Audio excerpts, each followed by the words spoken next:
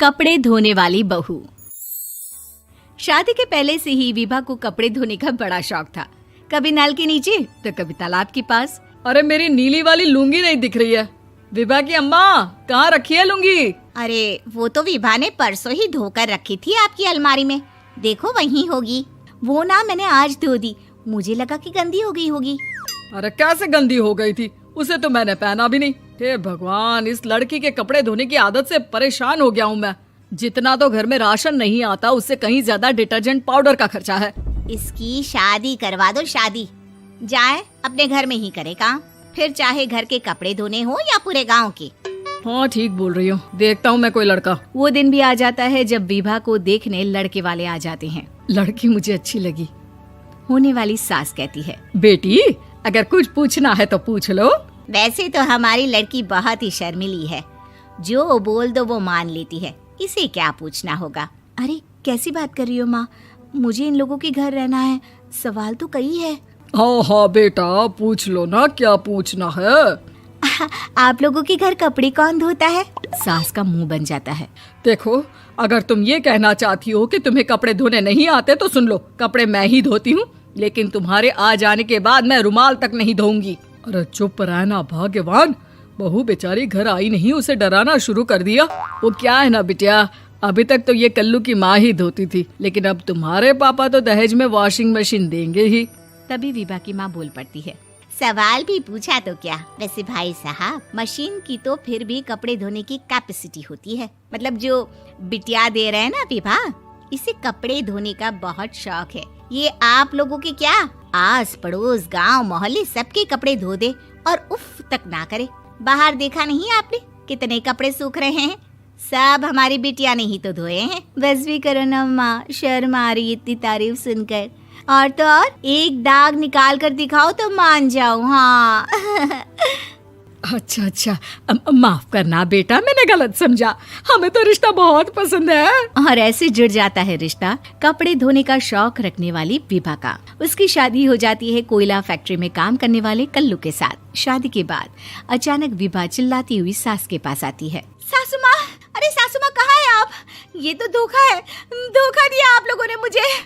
इसे ससुर के चक्कर के बारे में पता चल गया। अरे तो उसमें तुझे क्यों धोखा मिला है? अरे नल में पानी नहीं आता, कपड़े कैसे कब धुलेंगे? अच्छा, तू पानी नहीं आ रहा उसकी बात कर रही है। तो आपने क्या सोचा? कुछ नहीं। अच्छा, तेरी माँ ने कहा था कि कपड़े धोने का शौक है तुझे, याद आया मुझे। शौक बोलकर कपड़े धोने वाले मेरे जुनून को कम ना आके सासू माँ, कपड़ा धोना मेरा गुरूर है। तभी पति भी वहाँ आ जाता है। अभी मैंने इसे सनी देओल की फिल्म दिखाई है, उसी के डायलॉग मार रही है माँ। अच्छा सुन, साफ साफ बता रही हूँ, पानी सुबह 4 से 6 और शाम को 10 से 12 आता है, समझी? विभा टाइमिंग सुनकर हैरान हो जाती है। ये क्या भूतों का मोहल्ला है? सुबह 4 बजे उठकर कौन कपड़े धोता है? 4 बजे टंकी में पानी जाता है, फिर सारा दिन धोना ना, किसने मना किया? अरे कैसी बात कर रही हैं? 200 लीटर की टंकी में कितने कपड़े धो लूंगी मैं? सुबह ही उठ जाऊंगी मैं। अब क्या था, विभा सुबह 4 से लेकर रात के 12 बजे तक कपड़े ही धोती रहती। एक रोज सास पड़ोस से निकलकर कहीं जा रही होती है कि साथ वाली कहती है, हाँ कल्लू की माँ, जरा ये बताओ कि 2 साड़ी है, 2 ब्लाउज और एक पेटीकोट और एक नाड़े वाला लंबा कच्छा। हाँ तो? अरे तो क्या, कितना लोगी धुलाई ये बताओ। धोबन दिख रहे हैं हम क्या? हमारे पति सरकारी नौकरी से अभी रिटायर हुए हैं और बेटा सुपरवाइजर है कोयला फैक्ट्री में। धोबन समझ रखा है हमें? हाय रे कल्लू की अम्मा, माफ कर दो, वो तो मोहल्ले में यही सब बता रहे थे कि तुमने बहू को कपड़ा धुलवाने के काम में लगा दिया है। सास को पड़ोसन की बात सुनकर गुस्सा आ जाता है। वो घर पहुंचती है जहां घर के बाहर ही इतने सारे कपड़े सूख रहे होते हैं जितने कि किसी धोबन के घर पर। अरे ओ कल्लू की दुल्हन, बाहर निकल। माँ जी यहीं आ जाओ, बाथरूम में चादर धो रहे हैं हम। अरे अभी हम धोते हैं, तुमको बाहर निकलो। ये आस पड़ोस वाले बोल रहे हैं कि हम बहू से कपड़े धुलवा कर उसे कपड़ा धोने वाली बना दिए हैं। अरे छोड़ो ना माँ जी, किन लोगों की बातों में आती हो? आस पास के लोगों का तो काम ही होता है कि वो किसी तरह सास बहू को लड़ा दे। बहू सारे घर के कपड़े धोती है, ये क्या कम है?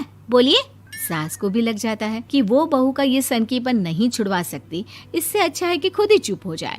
एक रोज सास और बहू मंदिर जाते हैं, जहाँ सास की साड़ी वहाँ खड़ी भीख मांगने वाली से मिलती है। माँ जी क्या बात है, आपकी साड़ी उस भिखारन से कितनी मिल रही है ना? हाँ हाँ, देखो तो दोनों की साड़ी मिल रही है। क्या बात है कल्लू की अम्मा, तुम खुद को तो अफसर की बीवी बताती हो और ऐसी सिंपल सी प्लेन साड़ी पहनकर घूमती हो। सिंपल और प्लेन नहीं है ये साड़ी। तो क्या सोने के धागे से फूल बने हैं?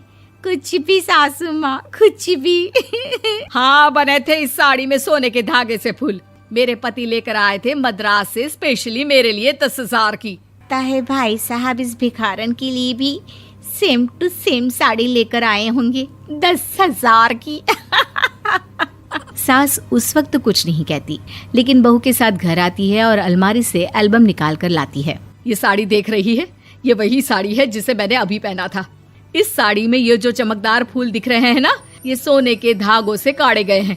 लेकिन तू लोकल वॉशिंग मशीन ब्रश से घिस घिस कर सारे फूलों को निकाल कर साड़ी प्लेन कर दी। मुझे माफ कर दीजिए सासू माँ। और तो और, जब मैंने तुझे तेरी गलती के लिए कुछ नहीं कहा, लेकिन तूने तो सबके सामने मेरा मजाक ही बना दिया। क्यों? बहू को समझ में आ जाता है कि अब से उसका कपड़े धोना बंद।